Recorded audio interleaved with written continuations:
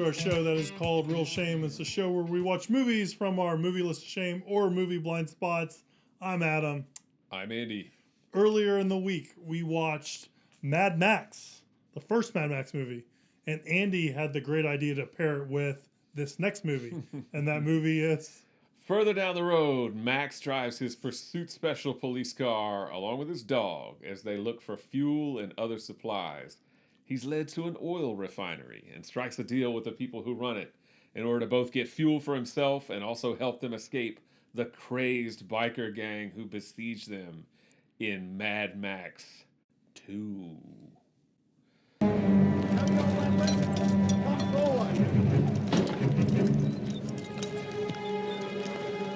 Steady now.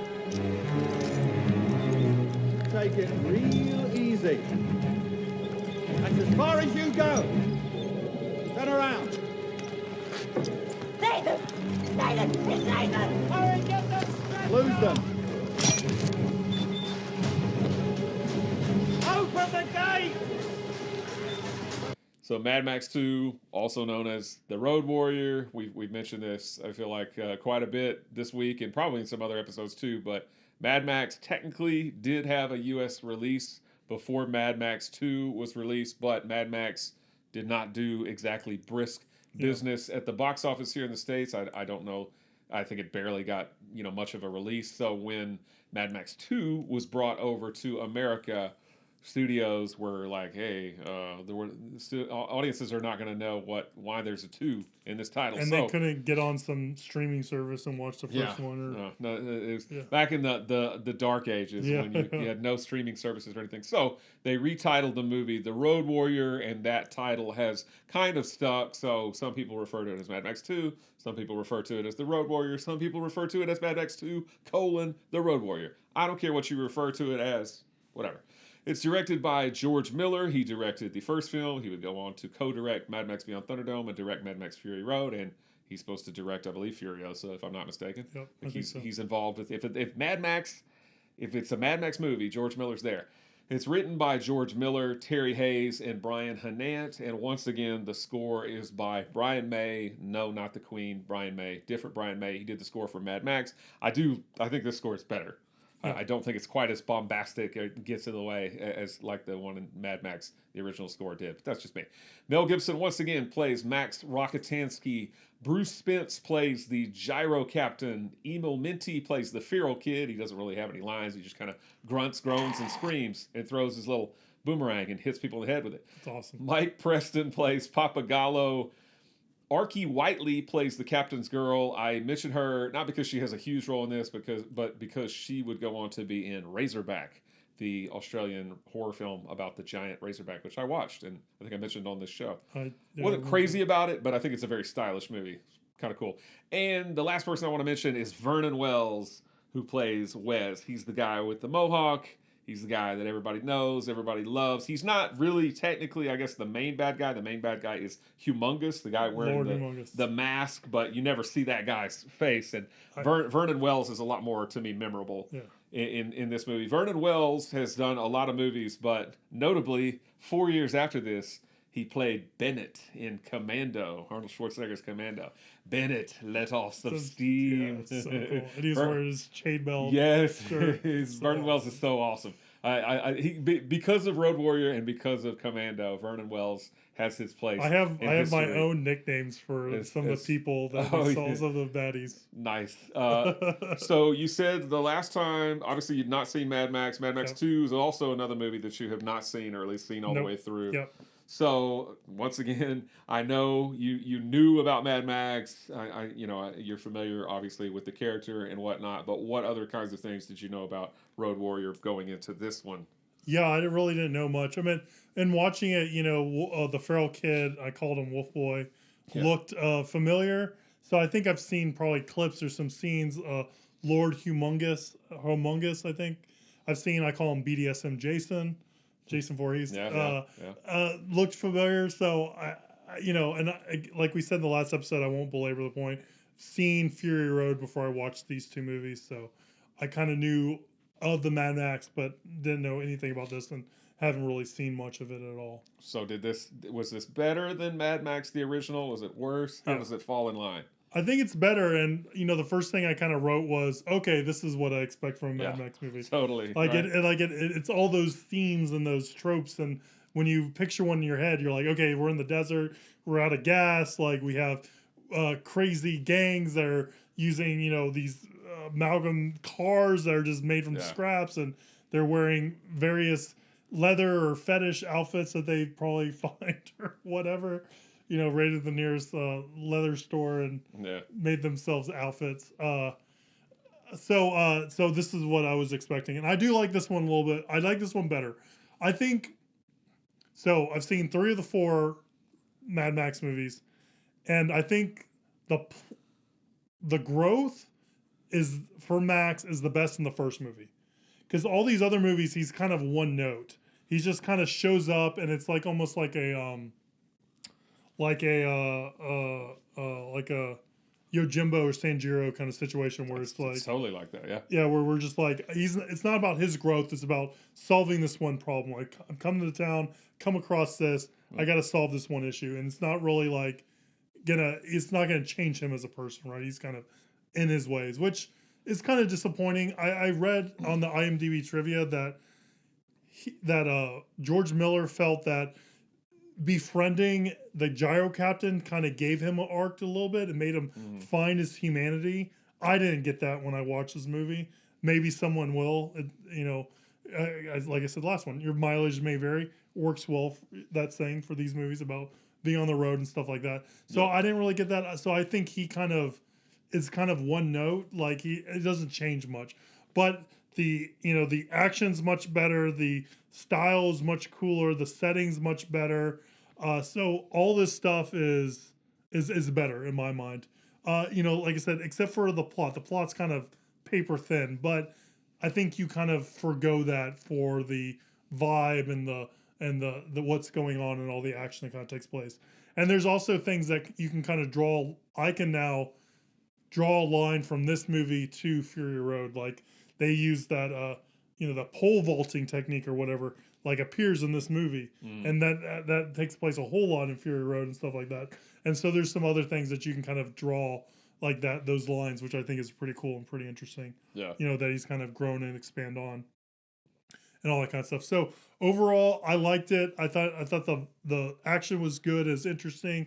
It had a really quick pace. I don't feel like it lagged that much at all. Maybe in the middle, but maybe when he was going to get the semi, kind of lagged, but I really don't feel like I felt that too much. And overall, I think it's a much better, more improved, more fully baked version of the first Mad Max movie. So I highly recommend it. So, we've kind of danced around the bush about you do think this is the best one. You said that last episode. Yeah. So what do you remember liking about it? And then what was your time around this time watching it like?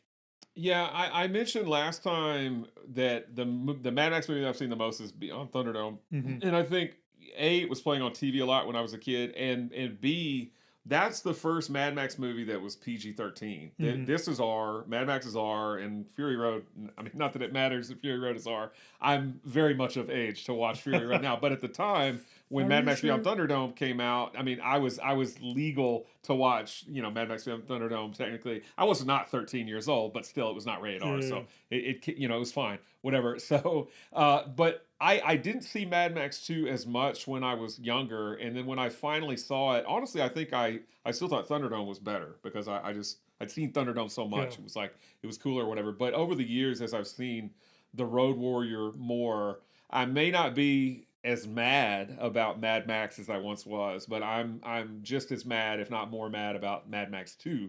Now, I just think it's super, super exciting. I feel like, nothing has changed. If George Miller, if he had the budget and the effects that made Fury Road, if he had those back in 1981, I feel like he would have made Fury Road back then.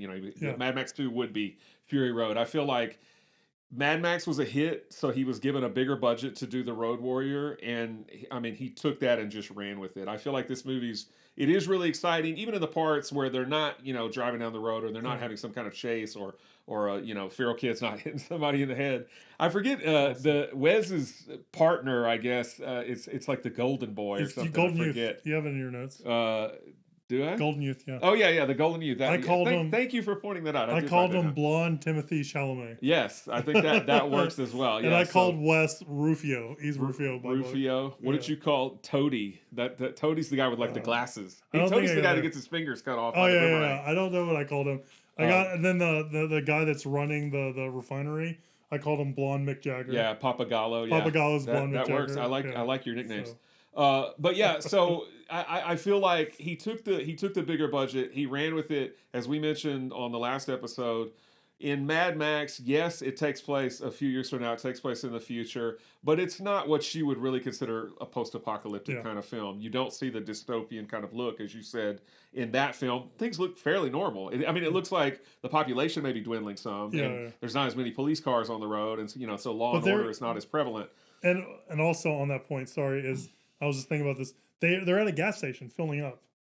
Yeah. Like in the first movie. Right. And then in this one, like you have Max like trying to collect as much gas from like a crashed vehicle. So there's a big change, I think, between the two, in my opinion. I totally agree. So, I mean, just as we mentioned last time, there were plenty of biker films before Mad Max. Mad Max puts a bit of a twist on it because it's like futuristic or whatever, but it still looks fairly much like a biker film.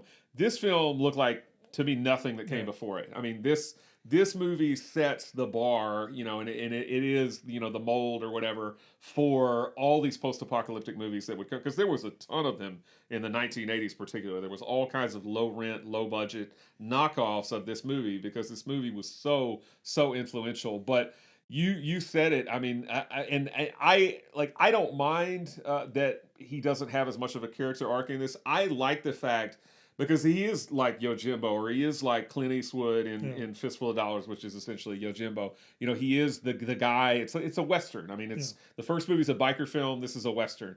This is the man with no name or whatever. He has a name, Max. He shows up to these people. Instead of an old Wild West town, it's an oil refinery, but same kind of thing. It's out there, in the desert. It's almost like Magnificent Seven or something, right? But instead of 7 people, there's just 1 people. He shows up. They need help. Of course, he refuses. It's like the hero's journey. He refuses. He has a call to action. He refuses. And then, things change and he comes back. So it definitely has elements of all that stuff. But, I mean, I eat it up. I think this film visually...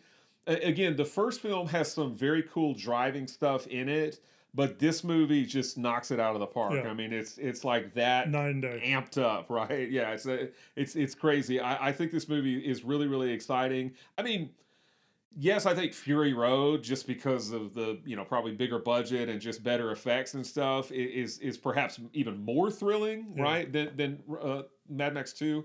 But I think just looking at this film for the time and place that it was made, it's really, really exciting. I have a lot of fun with this movie. I look on it super, super fondly. It was a joy to me to watch it again after all this time. I mean, honestly, it was a joy watching all 4 movies kind of back to back to back to back. I wasn't as high on Mad Max, but I think this is a really cool film, and I'm glad that you liked it, and I'm glad that you liked it better than Mad Max. Yeah, I did. The thing that struck out to me, what you said, is I like talking about this in respect to the hero's journey. So I do think like this is a pretty, like, I think you can map it pretty well to the hero's journey. Like you said, you have the call, you have the rejection of the call, and you have like where the status changes, like the status quo changes, and that's when basically his car gets destroyed or whatever. Yeah, they like kind of run him off the road, and then that the one guy, because he's got like the self-destruct kind of switch or whatever, he gets blown up. Yeah, so that changes. So then he has to move, that stuff. So I think I'm sure many people have, but I think you can definitely use this as a good way to map out the hero's journey. So that's really cool. Yeah, I think so for sure. And again, I mean, as you said, I mean, I equate this as like a Yojimbo type film, as like a Western, and I mean. Probably, I don't know statistically, but I would say a pretty large percentage of Western films have, the hero's journey kind of steps in them. They may leave out a few steps, but for the most part, they have that sort of arc to them. So yeah, it's very, very cool. The one thing I like about both these movies that we've seen is that Max gets pretty beat up. Yeah. Like, like in the first movie, he gets shot in like the knee. In this movie, he has a leg brace on, right? Did you notice that? Mm-hmm. And so he's moving around, and then he gets really messed up pretty bad. Yeah. Like right before he takes over the got, semi. Like, his eye closed. Yeah. Basically. And is like beat up and cut up and stuff like that. So I like that he's not invincible in these movies. He gets it handed to him pretty heartily. And stuff like that. So that's also something I enjoy in watching these. Well, and in Mad Max, the first film, he looks just like a young Mel Gibson. Yeah. And even though when Mad Max 2 came out, at the time, I think he was born in 1956 or something like that. So he was only like 25 or so whenever Mad Max 2 came out. But they make him look really rugged. Yeah. And I just think he looks badass. I think he looks awesome. In the Road Warrior. He's got like the gray streaks already kind of in there. He looks really cool. Apparently he cut his own hair, which I think is awesome. Like I agree. He looks so much cooler in this movie than he did in the first one. It's like they got this great scene and there's like, how are we gonna plus this? How are we gonna yes and all this stuff? Yeah. And they did, and they just dropped this, and it's awesome. Yeah. The thing you were gonna say is if he had the money for Fury Road back then, he probably would have made Fury Road. I think if he had the money for Fury Road back then, he would have made the Road Warrior. So I feel like the Road Warrior is just like maximalist all the way through. Like, yeah, they could have probably done a couple more things, but I feel like this is a fully thought out. I have the money for let's go all out kind of vision, right? Yeah. So I mean, I would probably tweak that a little bit if that was coming from me, but I mean, I think this is like for this kind of movie for what it is. I don't know what you can do to make it better. Yeah. Maybe give a little bit more plot, maybe a little bit more pathos for him, but maybe it's I'm fine without it. So but that would be like gravy to me. Yeah. So now the question begs the question. You've seen 1, 2, and 4. When are you going to watch 3 all the way through? I'm going to watch 3 this week, I think. All right, cool. As soon as Amazon drops off some packages, I'm going to watch. Well, again, I give it a lot of leeway because of nostalgia. I won't hold your feet to the fire. No, I'm just saying. So just remember that. So I mean, if you watch it and you hate it, because obviously you're coming to it as an adult. If you watch it and you hate it, that's fine. But I'll be interested to hear what you have to say about it, because again, I mean, I realistically, I don't think it's nearly as good as the Road Warrior, but I give it a pass because I nostalgia. Doggone it. It happens. So I mentioned that Vernon Wells went on to play Bennett, the villain in Commando, but also in 1985, he doesn't quite reprise his role as Wes, but he does play a character who looks exactly the same in John Hughes' Weird Science movie when the bikers come and crash Gary and Wyatt's party. It's been years since I've seen it. Yeah, so Michael Berryman is one of the. It's like a mutant biker gang, and essentially they got Vernon Wells to play Wes, but he's not. His character's name is Lord General in that movie, but he looked exactly like Wes. I mean, it's meant to be the same character, so that is hilarious. I like Weird Science anyway. I just think it's a goofy, fun movie, but I love that part when the mutant biker gang shows up with Vernon Wells and Michael Berryman. I think that's really, really awesome. So we've already mentioned Mad Max Beyond Thunderdome came out in 1985. 30 years after that, Mad Max Fury Road. Mad Max became a video game for the Nintendo Entertainment System in 1990. I don't think I ever played that version, but it had a video game in 2015, and I have a copy right here. So does that mean you've played it? I have, and it's actually really fun. Oh, like cool. I actually think it's one of these games that I bought it like used, and I was like, it was really cheap. It was like probably between $5 and $10, and I was like, this is gonna suck. And it's actually a lot of fun. I actually really, really like the game. So if you this is for Xbox One. It came out for multiple systems, but if you've not played the Mad Max game and you're a fan of the Mad Max movies, you might check out this Mad Max game. And the other thing I was going to say was 1981 was the year that Mad Max 2 hit Australian screens, I think it was also released in 1981 in the United States, but I know for sure that it was released in Australia, but it was not Mel Gibson's highest grossing Australian film of 1981. Now, it made tons of money in the U.S. His highest grossing 1981 film is Gallipoli. Oh. Yeah, so it's I'm trying not to get the reflection. This is an old DVD that I have. I was digging through my stuff to find the Mad Max game, and I came across Gallipoli. So I thought, hey, it's show and tell day. It's Gallipoli. That's So awesome. Gallipoli's a period-aware film, which is also really, really good. But anyway, so this is streaming right now on HBO Max. Mad Max, the original film is not, but Road Warrior is, and neither is Thunderdome, as far as I know. I think this is the only Mad Max film that's streaming on HBO. Maybe Fury Road, I don't know, but. We're not reviewing Fury Road, so I didn't really look. But I know Road Warrior is streaming on HBO Max. If you care to revisit it, or if, heaven forbid, you haven't seen it at all, you can watch it there. And if you have HBO Max, it's 94% fresh on Rotten Tomatoes. It's 86% audience score. It's got 2 thumbs up from Siskel and Ebert. And Leonard Maltin, just like he gave Mad Max 3.5 stars, he gives this one 3.5 stars. Uh-oh. So Leonard likes them. We'll have to ask Leonard which one he likes better. He did not give Thunderdome 3.5 stars. I can tell you that. I don't remember what he gave it, but it ain't 3.5 What stars. about Fury Road? I didn't. The book that I have doesn't have a review of Fury Road in it. So I think the edition I have is a 2015 edition. So I guess it was published before that movie came out. Gotcha. Or he was like, I don't care about reviewing that. I don't know, but I didn't see it in there. All right. So it's awesome. Yeah. Okay, well, that's our thoughts on Mad Max 2: The Road Warrior. Just put all the titles in there. Yeah. On these Wednesday episodes, we like to answer viewers' questions, and we talked earlier in the week on Monday that Mad Max, and you said it here too, that it's very much a biker film. So we decided, hey, why don't we just look or list or talk about our favorite biker movies? Yes. And I have one movie that kind of centers around a bike, and then one favorite biker movie. Do you have one, or do you want to talk about a couple? I first of all was going to mention the movie that I watched that I was talking about in the What We've Been Watching thing on Monday, and that's Stone, which is the Australian film which came out in 1974. I recommend that film. I mean, I don't know how easy it'll be to find a copy that's not one that you have to purchase, because I actually have the Blu-ray. There's 2 different Blu-ray editions of it. One is put out by Umbrella Entertainment, and one is put out by Severin Films. The Umbrella Entertainment one, I believe, is an import, but it's region-free. And the Severin is right here in the States, put out. And they have almost identical special features. But I think the Severin Films version has an interview with Quentin Tarantino where he gushes over Stone. Oh. He talks about how great it is. They both come with a soundtrack CD, if you like the soundtrack.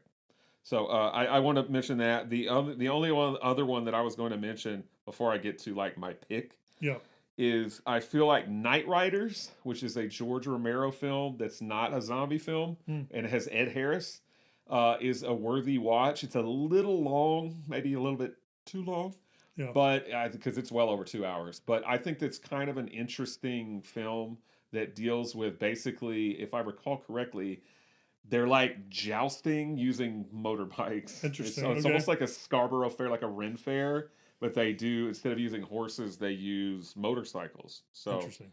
It's been a while since I've seen it, but I remember it being kind of cool. And again, it's always kind of fun to watch George Romero films. I mean, don't get me wrong, he has some great zombie films, but he did do some other stuff that's not zombies, and Knight Riders is one of them. So what were you going to call out? Yeah, the one movie I'm going to call out, not a bike movie, but it made me like a certain motorcycle, and that's Fled, right? With Stephen Baldwin and Lawrence I've seen that in Fishburne. so long, I don't remember. And then it's the Ducati 996, I believe, is the bike that Stephen Baldwin wants. And that bike was super cool, super awesome. Just wanted to call that out because that movie made me interested in motorcycles. Cool. But the bike movie that I wanted to do is mine is a cheese-tastic movie. Again, this movie played on HBO all the time. Probably shouldn't have watched it when I was a kid. I have watched it recently in the last like 3 or 4 years. It does hold up. There's nudity in this film that I don't remember at all when I was a kid, so maybe I didn't see those scenes. And it's I don't even know if this is a good movie, but I like this movie and it's totally a nostalgia play for me. But it's Harley Davidson and the Marlboro Man. Have you heard of this movie? I have. I don't know if I've seen it, honestly. It has Mickey Rourke as Harley Davidson, Don Johnson as the Marlboro Man. Yeah. Don Johnson's so cool in this movie. Like he just plays like this like retired cowboy that really just all he wants to do is like do like rodeo like bull riding things, and He has like boots that he loves that he has like duct tapes together. I don't know. It's just a vibe, I guess. There's like the end scenes like in an airplane graveyard kind of thing, or there's like a scene in the airplane graveyard. I don't think that's the end scene. I don't know. It's cool. It is on the list of biker movies, and Total for me is like, oh yeah, that's it. That's what. So yeah, favorite biker movie. I don't know if I've seen it. I can't remember. If I have, I remember nothing. So yeah, I bought it like a few years ago. I think on Blu-ray. I saw it on Blu-ray for like a cheap price, and I was like, okay, I gotta own this movie. Cool. So what about you? What's your favorite biker movie?